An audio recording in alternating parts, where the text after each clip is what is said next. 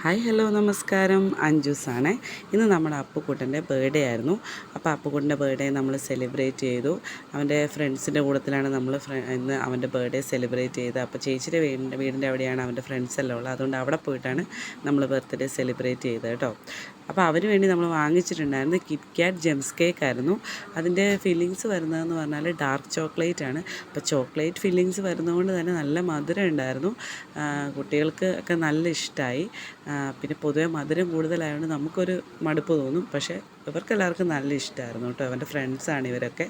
പിന്നെ അവൻ്റെ ബർത്ത്ഡേ ആയതുകൊണ്ട് നമ്മൾ പുറത്ത് പോയി എന്തെങ്കിലും ഒന്ന് വാങ്ങിക്കൊടുക്കാമെന്ന് കരുതിയിട്ട് നമ്മൾ ജ്യൂസ് ഓയിൽ വന്നതാണ്. അപ്പോൾ പുറത്ത് ഇങ്ങനെ കുട്ടികൾക്ക് ഇരിക്കാനുള്ളൊരു ചെറിയൊരു ഇതൊക്കെ ഊഞ്ഞാലും അങ്ങനെ നമുക്ക് വേണമെങ്കിൽ പുറത്തിരുന്ന് ഫുഡ് കഴിക്കാവുന്ന ടേബിളും ഒക്കെ അവിടെ അറേഞ്ച് ചെയ്തിട്ടുണ്ട് കേട്ടോ.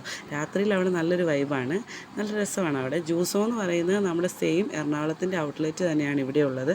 അതിവിടെ വരുന്നതെന്ന് പറഞ്ഞാൽ കുമരകത്തിനും കോട്ടയത്തിനും ഇടയ്ക്ക് കടത്തകടവ് എന്ന് പറയുന്ന സ്ഥലത്താണ് ഈ ജ്യൂസോ ഉള്ളത്.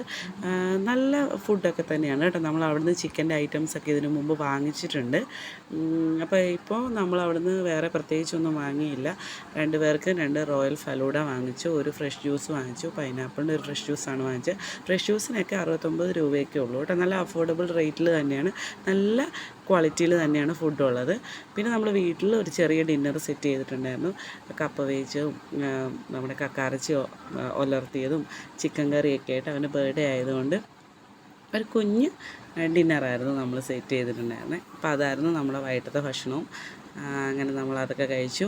അങ്ങനെ അവൻ്റെ ബർത്ത്ഡേ നമ്മൾ കുഞ്ഞായിട്ടൊന്ന് സെലിബ്രേറ്റ് ചെയ്തു. അപ്പോൾ ഓക്കെ, താങ്ക് യു.